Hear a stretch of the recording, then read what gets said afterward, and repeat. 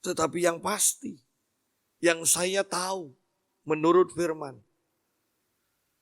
semua keinginan daging semua yang ada di dunia sedang menuju kebinasaan, kemusnahan.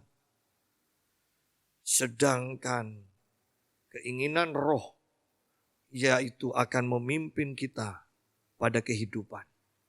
Berarti itu semakin kuat, semakin kuat, semakin kuat.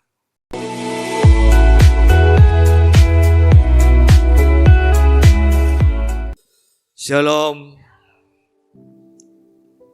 Mari kembali kita membuka Alkitab kita di dalam Kisah Para Rasul pasal yang kedua. Di hari Pentakosta ini, kiranya kita semua dijamah oleh kuasa Roh Kudus, dikobarkan kembali, dan kita melakukan mujizat. Kisah Para Rasul pasal yang kedua, ayat yang ke-12 mulai. Mereka semuanya tercengang-cengang dan sangat termangu-mangu sambil berkata seorang kepada yang lain, "Apakah artinya ini?" Tetapi orang lain menyindir, mereka sedang mabuk oleh anggur manis. Maka bangkitlah Petrus berdiri dengan ke-11 rasul itu, dan dengan suara nyaring ia berkata kepada mereka, "Hai kamu orang Yahudi dan kamu semua yang tinggal di Yerusalem, ketahuilah dan camkanlah perkataanku ini. Orang-orang ini tidak mabuk sebab seperti yang kamu sangka, karena hari baru pukul 9. Tetapi itulah yang difirmankan Allah dengan perantaraan Nabi Yoel.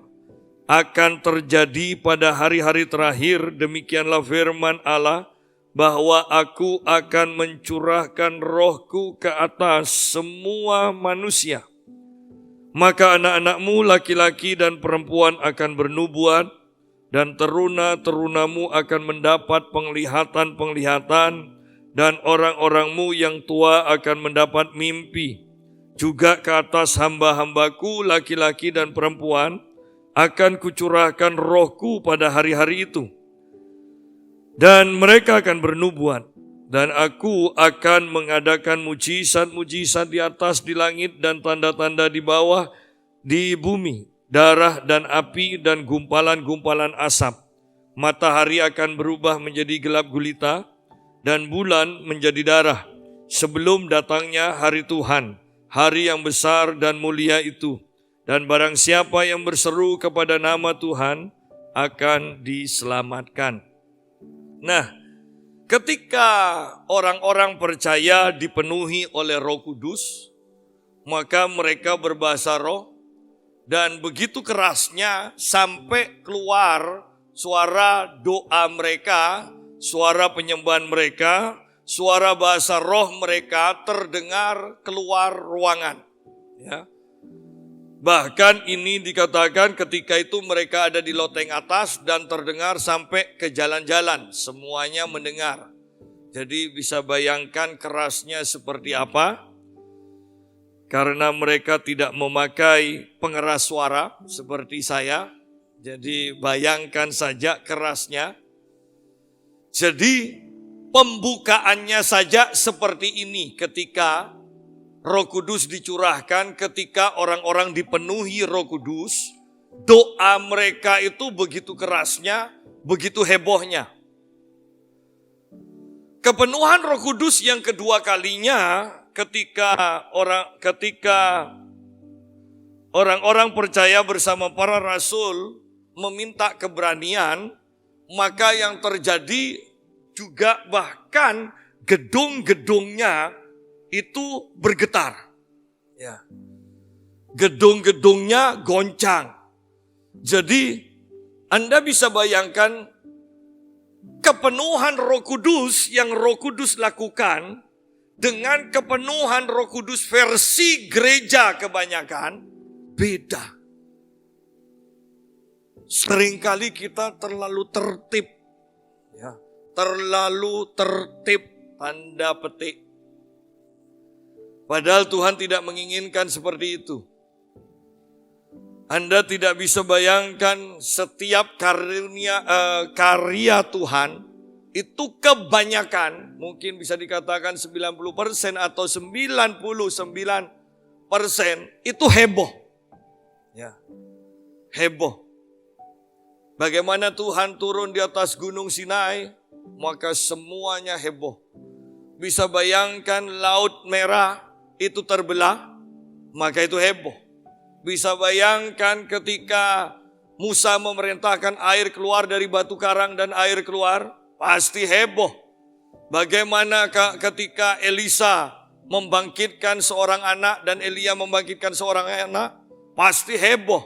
Semuanya berbicara kehebohan dan kita menjaga ketertiban, tanda petik. Beda. Kalau kita memang menginginkan ketertiban versi manusia, keheningan yang dimaksud dengan ketertiban itu, Anda tidak bisa mengharapkan orang yang sakit yang sudah tidak ada harapan disembuhkan. Karena kalau itu terjadi pasti heboh. Anda tidak akan bisa membayangkan apa yang terjadi ketika orang mati dibangkitkan. Jadi, kalau kita memang ingin tertib hening versi manusia, jangan harapkan semua itu. Ya, kalau kita sehat, orang lain sakit, tidak masalah, kita tidak mengharapkan. Kalau orang lain sehat, kita yang sakit. Ya. Oleh karena itu, mari lihat di sini, ketika mereka dipenuhi Roh Kudus, maka orang yang mendengar tercengang-cengang, dikatakan. Ada yang bertanya, apakah artinya ini? Ini masih bagus. Apa artinya ini? Karena ini belum pernah terjadi. Wajar pertanyaan seperti ini dilontarkan, apa artinya ini? Tetapi orang lain menyindir, mereka sedang mabuk oleh anggur manis. Nah, yang ini yang bahaya. Mereka menyindir, mereka sedang mabuk oleh anggur manis. Mirip dengan kita sekarang. Bukan mabuk oleh anggur manis, tetapi dikatakan kerasukan setan. Sama kok. Tetapi dalam hal ini lebih baik kita yang dikatakan kerasukan setan daripada kita yang mengatakan orang lain kerasukan setan.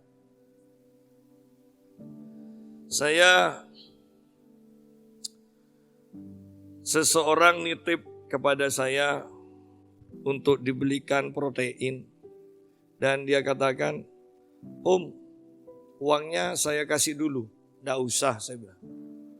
"Percaya Om, nggak masalah," saya katakan. "Kalau memang kamu udah ambil, saya juga pakai sendiri. Lebih baik saya yang dirugikan daripada saya merugikan orang lain." "Oh, sama berarti Om prinsipnya sama saya." "Om, mau kepala kambing Om." Langsung lanjutnya, dia ajak satu teman saya lagi, "Kamu bisa beli dan masakkan. Nanti kita bertiga ngumpul makan-makan." Dan akhirnya jadi. Orang yang orang lain pikir pelit, ternyata dia keluarkan, "Nih ya, beli ya, 500.000 cukup." Cukup, hanya bertiga kan? Cukup. Tetapi ini loh, bahwa kebanyakan orang prinsipnya lebih baik kita merugikan. Tetapi tidak bisa seperti itu. Kalau kita memang mau menjadi orang Kristen yang sungguh-sungguh, lihat, Yesus itu dirugikan.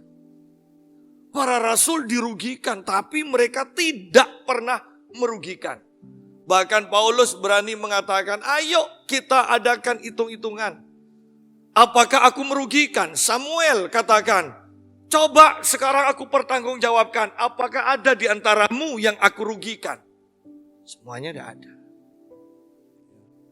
Inilah kehidupan kekristenan. Dan ini bisa diterapkan dimanapun juga. Jadi mari kita hati-hati bahwa jangan sampai kita yang mengecam orang dengan perkataan di ayat 13, mereka sedang mabuk oleh anggur manis atau mereka kerasukan setan.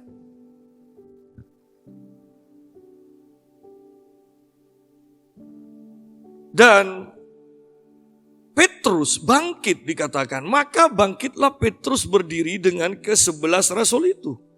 Dan dengan suara nyaring, ia berkata kepada mereka, perhatikan, dengan suara nyaring.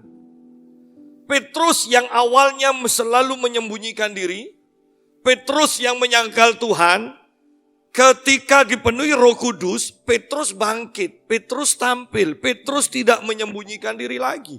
Petrus penuh dengan keberanian. Bahkan dikatakan dengan suara nyaring. Sidang jemaat, betapa pentingnya kita memperdengarkan suara kita ketika kita ibadah, ketika kita nyanyi, ketika kita berdoa. Penting mengeluarkan suara yang keras atau di sini dikatakan dengan nyaring. Karena itu selain akan mengubah atmosfer di sekitar kita, itu juga akan membangkitkan semangat kita sendiri.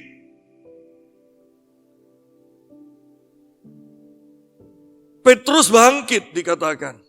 Dan dia mengatakan, hai kamu orang Yahudi, dan kamu semua yang tinggal di Yerusalem, ketahuilah dan camkanlah perkataanku ini. Orang-orang ini tidak mabuk seperti yang kamu sangka. Kalau saya lanjutkan secara sederhananya, mereka penuh dengan Roh Kudus. Bukan mabuk oleh anggur, tetapi penuh dengan Roh Kudus. Dan mereka berbahasa roh. Jelas mereka berbahasa roh. Banyak orang yang berprasangka buruk ketika mendengar seseorang berbahasa roh. Ini palsu. Ini dari setan. Ini dibuat-buat. Ya kan? Banyak yang seperti itu. Tetapi bagi yang melakukannya, yang mengalaminya, dalam hati kita bisa mengatakan rugi mereka tidak mengalami apa yang kita alami. Mereka tidak pernah tahu rasanya mengalami kelegaan ketika kita dipenuhi Roh Kudus. Mereka hanya taunya ngecam. Mereka tidak tahu rasanya bahwa kita seperti kita yang penuh Roh Kudus ini. Bukan kita yang menetapkan nanti jam 5 aku mau berdoa, jam 7 aku berdoa. Oh tidak lagi. Tetapi kita yang didorong oleh Roh Kudus untuk berdoa. Kita yang didorong oleh Roh Kudus untuk melakukan kebaikan. Ingat, bukan berusaha lagi, tetapi didorong oleh Roh Kudus untuk melakukannya. Sehingga ada kemudahan untuk berdoa, ada kemudahan untuk melakukan kebaikan, ada kemudahan untuk mengampuni, ada kemudahan untuk melakukan semua firman Tuhan. Karena bukan berdasarkan tekad lagi, tetapi berdasarkan dorongan Roh Kudus itu. Itu sebenarnya. Oleh karena itu kita harus selalu penuh dengan Roh Kudus. Harus selalu penuh dengan Roh Kudus. Orang-orang ini tidak mabuk seperti yang kamu sangka. Karena hari baru pukul 9. Mereka tidak mabuk. Kita tidak mabuk. Saya sungguh-sungguh mengharapkan dan percaya bahwa kita akan masuk ke zaman yang sangat sukar. Ya. yang sampai-sampai perdukunan, sihir, segala kecemaran akan dilakukan terang-terangan. Di sanalah kita membutuhkan kepenuhan Roh Kudus sungguh-sungguh. Akan ada perbedaan antara orang yang tidak dipenuhi oleh Roh Kudus dan orang yang penuh dengan Roh Kudus. Akan ada perbedaan. Akan ada perbedaan antara gereja yang penuh dengan Roh Kudus dan gereja yang tidak penuh dengan Roh Kudus. Bahkan seorang teman saya, dia tergabung di sebuah gereja yang besar. Dia melayani di departemen kenabian. Di gereja itu ada beberapa departemen. Dan dikatakan orang-orang pada iri. Kenapa? Heran ya, yang di departemen kenabian ini ada aja orang yang ngasih berkat. Ada yang ngasih cincin, dikatakan. Ada yang ngasih apa, pokoknya mengalir. Tidak wajar kelihatannya, kok berkat begitu gampangnya. Ya. Lihat di sini, ini di dalam satu gereja, hanya beda departemen saja. Hasilnya beda. Coba lihat. Jadi saya sungguh-sungguh mengharapkan, apakah Anda pengusaha, apakah Anda seorang guru, apakah Anda hanya pelayan Tuhan dan sebagainya. Semuanya penuh dengan Roh Kudus. Itu yang saya inginkan. Tidak mudah. Tidak mudah sekarang kalau Anda tidak kuat di dalam Anda. Kapanpun kita bisa sakit loh. Ya. Kapanpun kita bisa sakit. Kapanpun kita bisa kena santet. Kapanpun kita bisa mendapatkan serangan. Ingat di akhir zaman di kitab Wahyu tentang 2 orang saksi. Ketika orang-orang mau mencelakakan 2 orang saksi ini, dikatakan mereka tidak bawa pistol untuk membela diri. Ada api yang keluar dari mulut mereka. Itu berbicara apa? Berbicara tentang kuasa. Mereka bisa menghentikan. Saya pernah mengatakan begini, seandainya pencuri, pembunuh, semuanya melakukan aktivitasnya berdasarkan jimat kuasa roh jahat yang mereka miliki. Berarti nantinya kita bisa menghentikan mereka dengan memperkatakan, di dalam nama Tuhan Yesus, stop! Karena mereka sepenuhnya dikuasai oleh roh jahat, roh sihir, jimat yang mereka bawa untuk melakukan kejahatan itu. Berarti yang bisa menghentikan mereka hanya kuasa Roh Kudus yang ada di dalam kita. Hanya firman yang keluar dari mulut kita yang akan menghentikannya.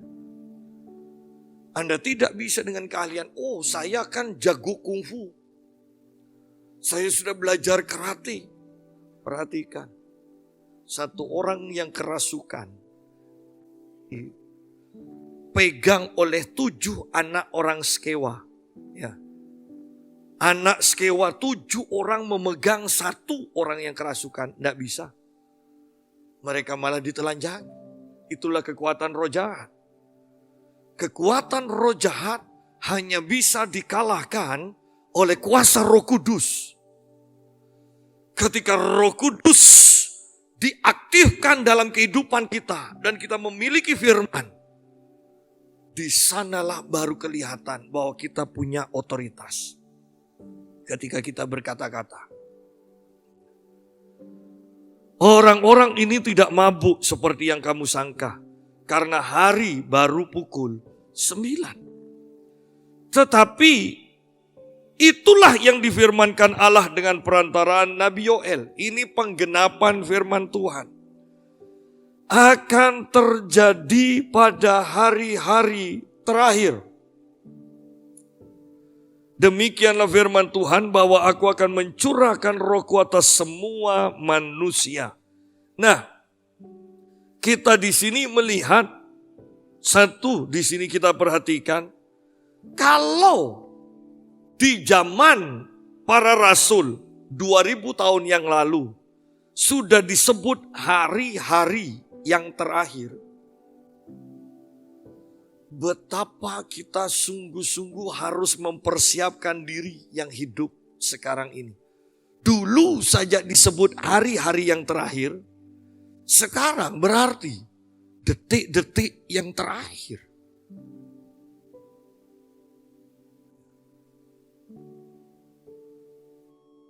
Ada yang menanyakan pada saya ketika ada selebaran bahwa Cina membantu atau mendukung Palestina. Apakah Cina memang akan tampil sebagai apa di akhir zaman? Dan saya katakan, oh jelas Cina disebut. Bahwa di dalam kitab Wahyu dikatakan sungai Efrat itu akan menjadi kering. Dikatakan untuk persiapan jalannya raja-raja dari timur. Dan jumlahnya 200 juta. Negara mana yang punya tentara 200 juta? Kecuali Cina. Dan semuanya sedang mengarah ke sana. Semuanya.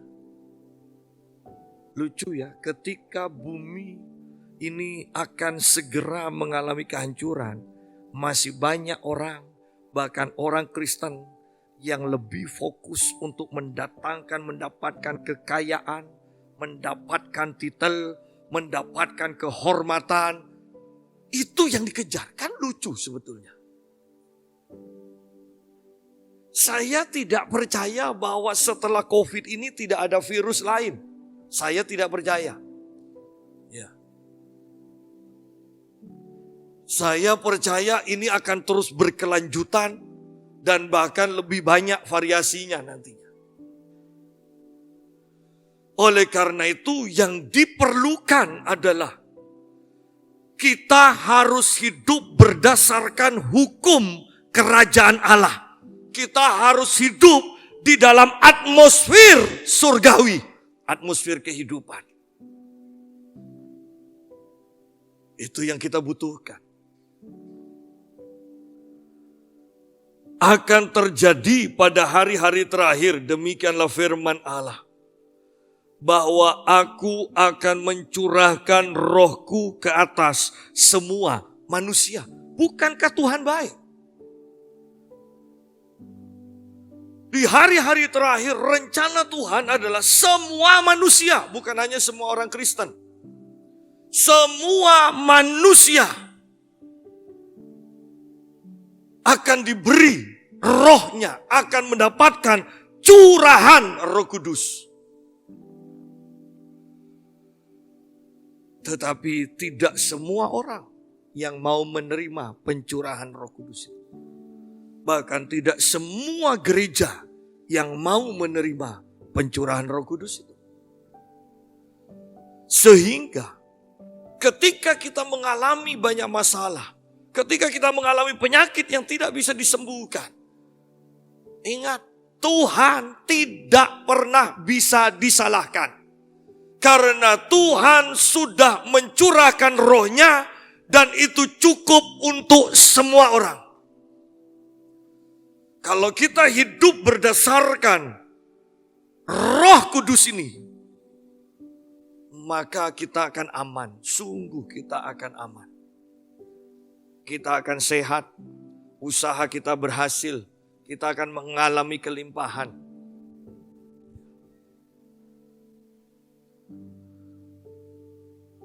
Akan terjadi pada hari-hari terakhir.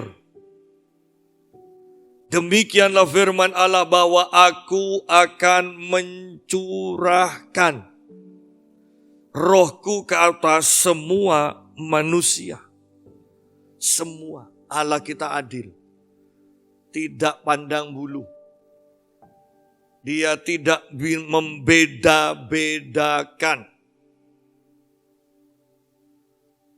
Ingat, dia tidak membeda-bedakan. Dia yang menciptakan semua manusia, Dia juga yang menebus semua manusia. Dia juga yang mencurahkan rohnya untuk semua manusia. Dia adil.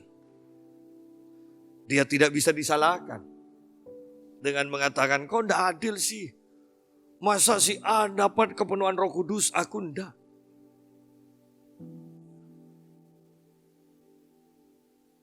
Kalau kita perhatikan semua, bahwa ketika Petrus berkhotbah, semua yang hadir dipenuhi Roh Kudus.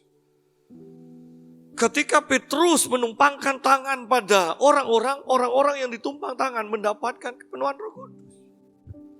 Karena mereka ingin. Dan keinginan mereka itu begitu kuatnya.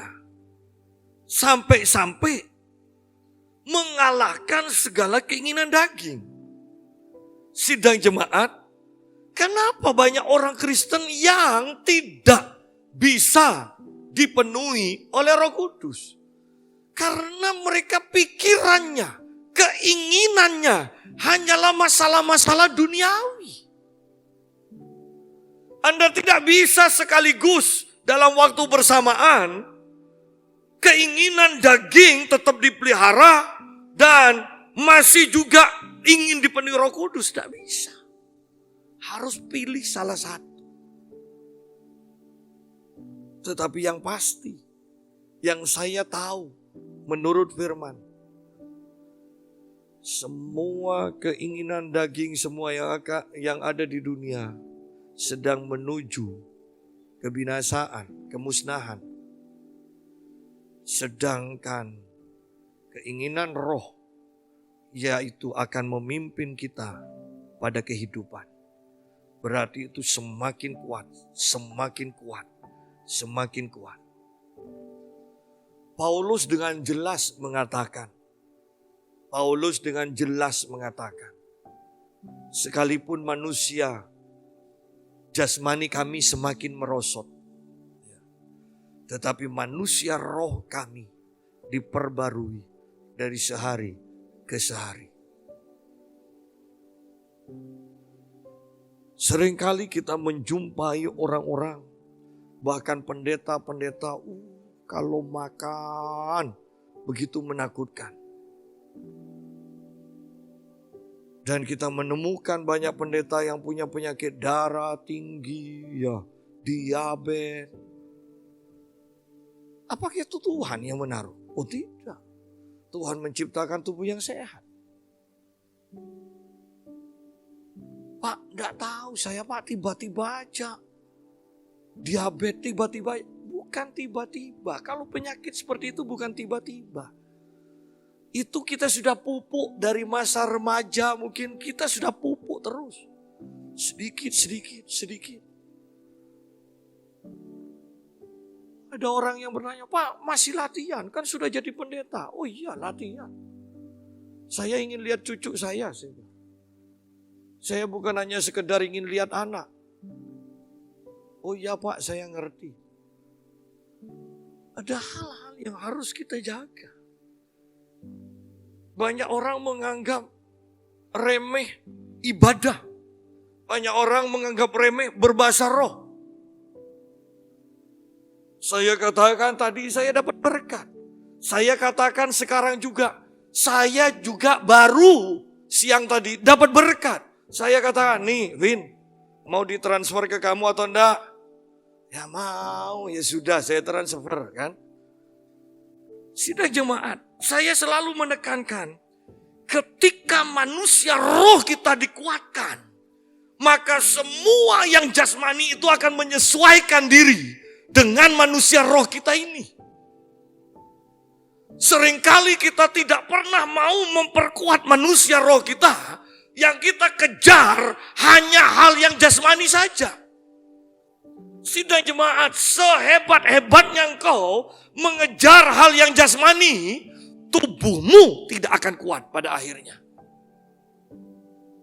Karena keinginan Tuhan, Ulangan 28 mengatakan, kalau kau mendengar suara Tuhan baik-baik dan taati, maka segala berkat ini akan mendatangimu, dikatakan.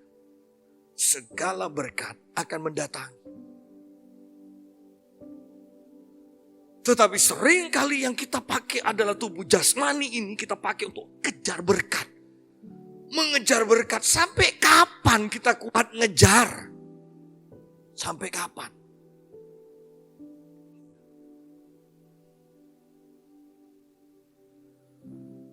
Kita butuh Roh Kudus yang akan memimpin kita di akhir zaman ini.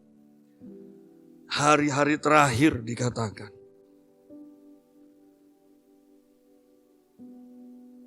Ada pidato dari Joe Biden yang sangat luar biasa. Saya percaya bahwa kita memang sedang memasuki sungguh-sungguh hari terakhir. Banyak orang mau menghancurkan Israel. Joe Biden katakan banyak, padahal dari gerakan-gerakan yang menentang Israel, mengagung-agungkan Joe Biden dulu. Tapi ternyata Joe Biden pernah berpidato seperti ini.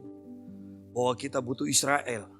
Bahkan kalau tidak ada Israel, kita akan ciptakan Israel. Bisa bayangkan pidato seperti itu. Itu umat pilihan Allah yang tidak mungkin hilang sampai akhir zaman. Yang saya takutkan, para pimpinan negara kita mengutuki bangsa Israel.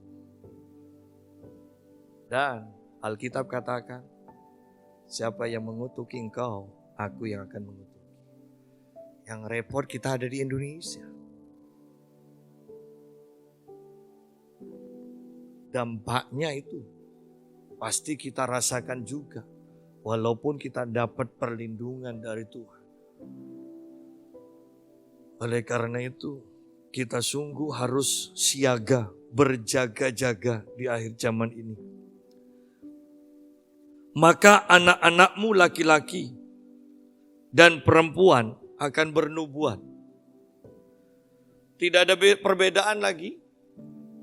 Laki-laki dan perempuan. Bersyukur kita punya Tuhan seperti ini. Tidak membedakan antara laki dan perempuan. Bayangkan kalau yang perempuan tidak mendapatkan pencurahan Roh Kudus. Ini khusus yang laki, yang perempuan di dapur saja. Tetapi Tuhan kita tidak seperti ini. Kedudukan antara laki dan perempuan sama. Oleh karena itu jangan merendahkan satu dengan yang lain. Karena kedudukan laki dan perempuan di hadapan Tuhan sama. Mereka akan mendapatkan pencurahan Roh Kudus. Yang laki akan bernubuat, yang perempuan juga akan bernubuat.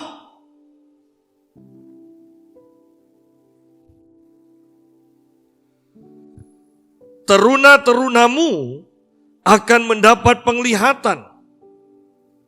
Dan orang-orangmu yang tua akan mendapat mimpi. Laki perempuan tidak dibeda-bedakan oleh Tuhan.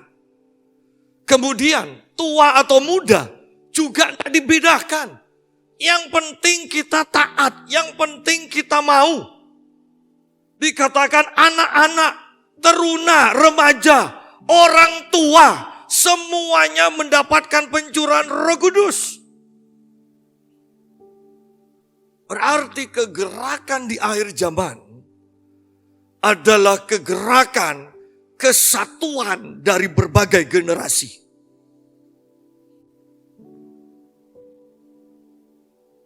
Banyak gereja mengatakan gerakan akhir zaman adalah gerakan anak-anak muda.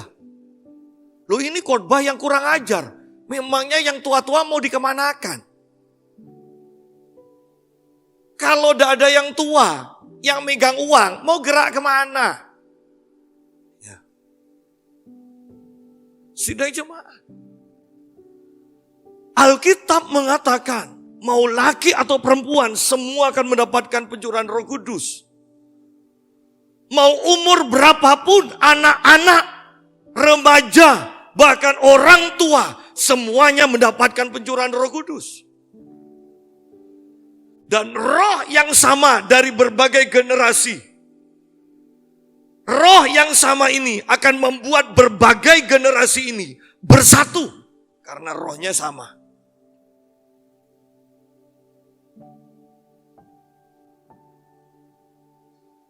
Dan kita harus sungguh-sungguh perhatikan, ini adalah demonstrasi kuasa yang sangat umum.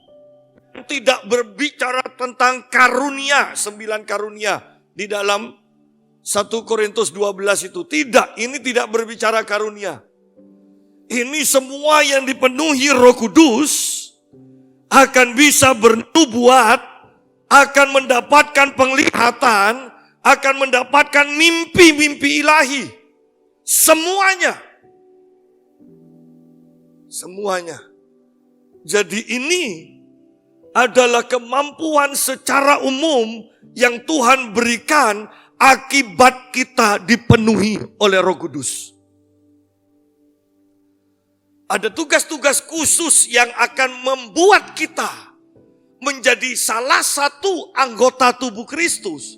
Nah, di sana kita berbicara tentang 9 karunia roh di dalam 1 Korintus pasal 12. Tetapi ini adalah kemampuan secara umum. Semua orang yang dipenuhi dengan Roh Kudus seharusnya mereka bisa bernubuat, mereka bisa mendapat penglihatan, mereka mendapatkan mimpi-mimpi ilahi. Jadi orang yang mempunyai mimpi ilahi jangan katakan, saya punya karunia mimpi. Enggak. Ya. Ketika kita dipenuhi oleh Roh Kudus,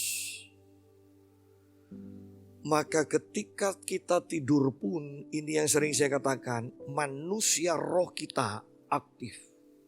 Manusia roh kita melihat apa yang ada di alam roh, dan itu disebut mimpi.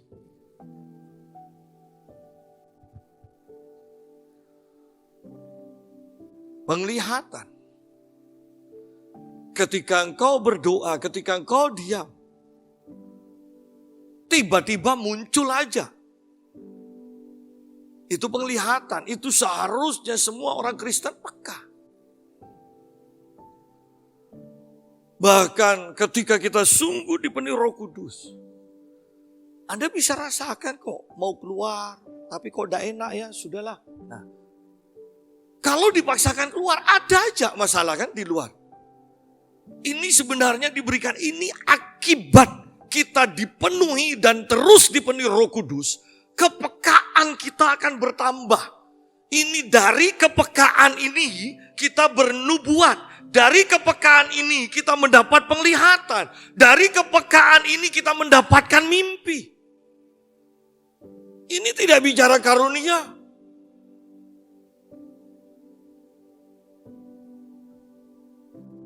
Lucu sekarang kalau persekutuan doa di Surabaya, di mana selalu mengatakan dilayani pendeta ABC dan ada di kurungnya karunia penglihatan dan pelepasan. Loh, pelepasan itu bukan karunia. Pelepasan itu dampak engkau dipenuhi Roh Kudus. Ketika ada roh jahat, ada santet di dekatmu, mereka harus pergi. Itu dampak. Itu bukan karunia. Semua orang percaya, Yesus katakan di dalam Markus pasal 16, semua orang percaya akan mengusir setan. Menyembuhkan orang sakit dengan menumpangkan tangan, artinya, ingat di sini, menumpangkan tangan. Kenapa? Karena ketika engkau dipenuhi Roh Kudus, dengan kau menumpangkan tangan, Roh Kudus ini akan mengalir melalui tanganmu. Tetapi karunia kesembuhan beda. Bahkan tidak perlu menumpangkan tangan, karunia kesembuhan, mendoakan secara acak, kesembuhan pasti terjadi. Itu beda lagi. Tetapi menumpangkan tangan untuk menyembuhkan orang sakit, ini dampak dari kita dipenuhi oleh Roh Kudus.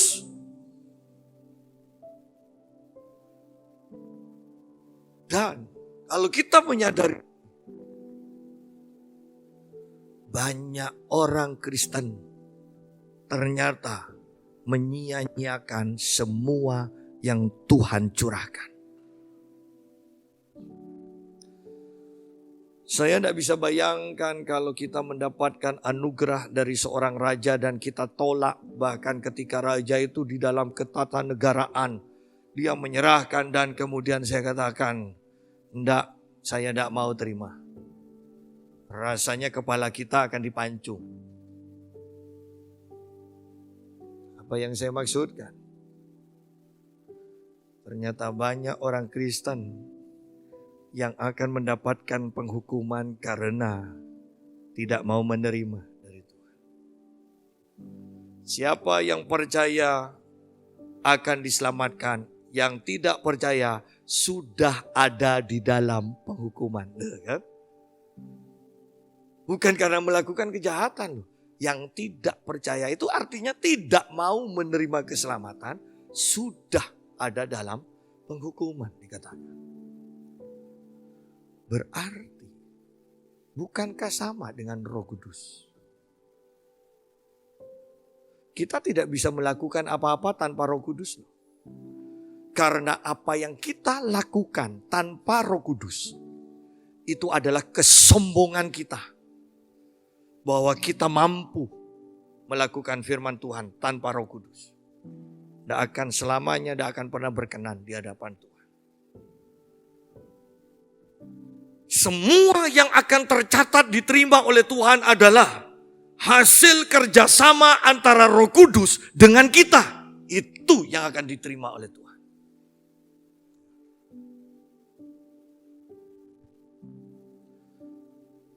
Ayat yang ke-18. Juga ke atas hamba-hambaku laki-laki dan perempuan akan kucurahkan rohku pada hari-hari itu. Dan mereka akan bernubuat. Rupanya nubuatan ini menjadi hal yang sangat umum. Yang bukan hamba Tuhan, hanya orang percaya, itu juga akan bernubuat. Dan hamba Tuhan akan bernubuat. Rupanya nubuat ini seharusnya menjadi hal yang biasa atau menjadi kehidupan sehari-hari kita. Oleh karena itu seorang hamba Tuhan mengatakan, seringkali mengatakan, deklarasikan firman Tuhan. Ini adalah nubuatan. Ini adalah nubuatan atas lingkunganmu. Ini juga nubuatan atas dirimu sendiri. Deklarasikan firman Tuhan. Kalau motivator biasanya mengajarkan setiap pagi berdiri di kaca, kemudian ucapkan, hai Yusa, engkau orang berharga.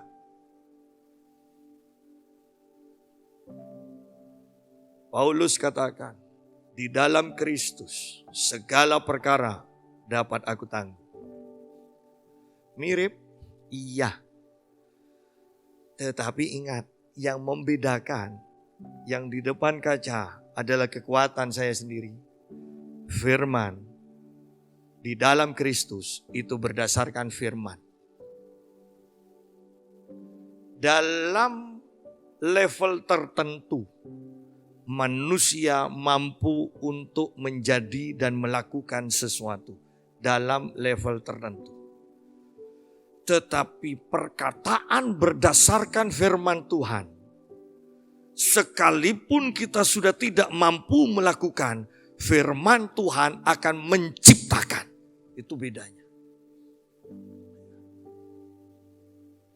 Manusia dalam level tertentu bisa sanggup melakukan.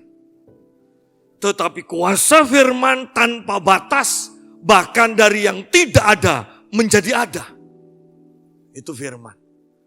Betapa pentingnya kita deklarasikan firman. Deklarasikan. Itu bernubuat supaya keadaan di sekeliling kita menjadi berkat bagi kita.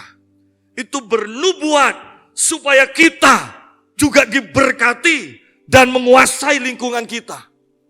Firman, firman. Datanglah kerajaanmu, jadilah kehendakmu atas anak-anakku, atas rumah tanggaku seperti di surga, dipenuhi kebenaran, damai sejahtera, sukacita oleh Roh Kudus. Rumah tanggaku dipenuhi dengan kemuliaan Tuhan, rumah tanggaku dipenuhi dengan malaikat. Itu suasana surga. Ya.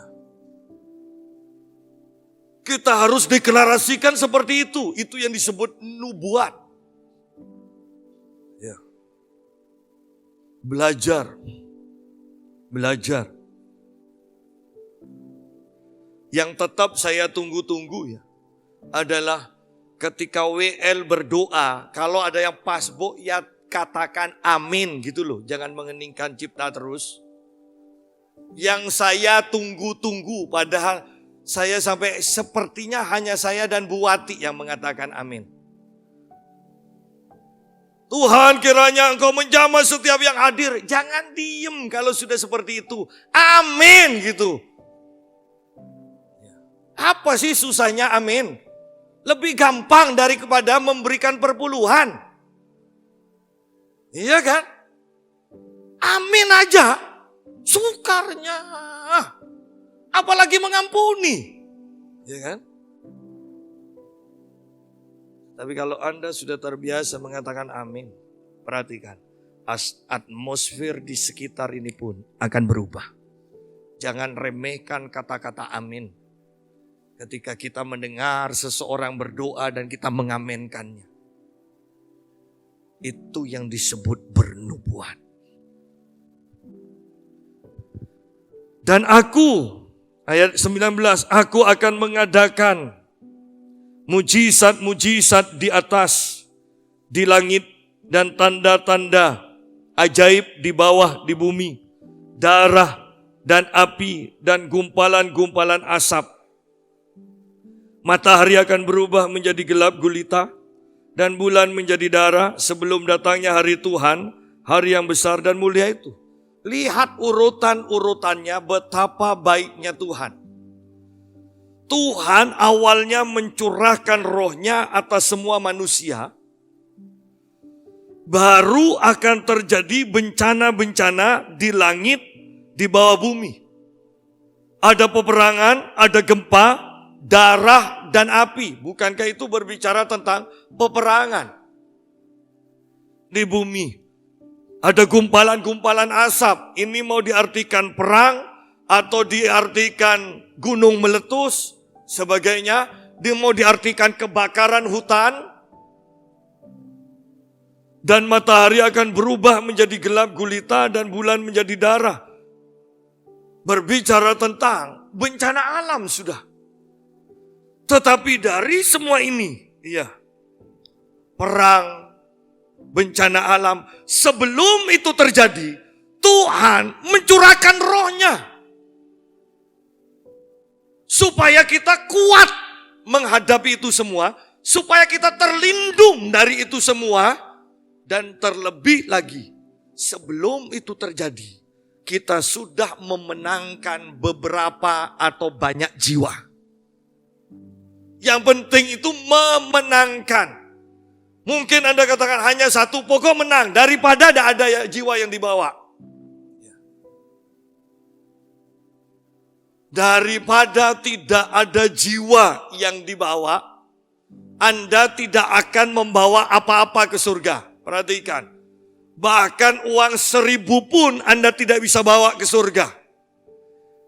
Catatan yang Anda bisa bawa adalah berapa jiwa yang Anda akan bisa bawa ke surga.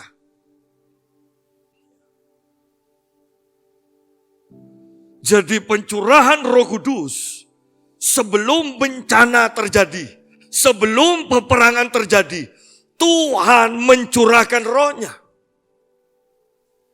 Mempersiapkan kita, membuat kita bekerja selagi hari masih siang, dikatakan. Karena akan datang gelap, di mana kita sudah tidak bisa bekerja. 1-2 masih sempat untuk nginjil ketika bencana alam. Tetapi kan lebih banyak sudah berusaha untuk berlindung kan. Apalagi kalau sudah sampai ke bintang-bintang berjatuhan. Sepertinya sudah tidak mikir untuk menginjil. Tetapi yang dipikirkan untuk menyelamatkan diri, berlindung. Sebelum itu terjadi, mari penuhi diri kita dengan roh dan mulai menginjil. Menangkan jiwa, sembuhkan yang sakit, usir setan. Ada kegiatan yang dicatat di dalam buku kehidupan itu. Itu loh yang terpenting. Sebelum datangnya hari Tuhan, hari yang besar dan mulia itu. Dan barang siapa yang berseru kepada nama Tuhan akan diselamatkan. Jadi Roh Kudus pun diberikan. Yesus mati supaya manusia berdosa diampuni dan diselamatkan. Roh Kudus diberikan tujuannya supaya orang-orang bisa berseru kepada Tuhan dan diselamatkan. Bukankah Tuhan baik? Bukan Tuhan kita, bukan Tuhan yang siap dan selalu siap untuk menghukum. Tuhan kita adalah Tuhan yang selalu siap untuk mengampuni dan menyelamatkan. Tuhan adalah Tuhan yang selalu siap untuk mengampuni dan menyelamatkan. Penghukuman yang dipikirkan Tuhan itu belakang, itu terakhir sudah. Terakhir. Tetapi perjalanan hidup kita dari awal sampai pertengahan. Pertengahan menjelang akhir. Kita akan selalu bertemu dengan pengampunan dan keselamatan dari Tuhan. Pengampunan dan anugerah Tuhan. Pengampunan dan anugerah Tuhan. Hanya terakhir ketika kita tidak mau menerima pengampunan dan anugerah Tuhan itu, baru kita akan bertemu dengan penghakiman Tuhan. Tetapi inilah Tuhan kita, saya mau katakan. Dia berikan rohnya pada kita. Dia sudah berikan nyawanya. Sekarang dia berikan rohnya. Supaya kita sanggup melakukan apa yang Tuhan lakukan. Tuhan berkati kita semua.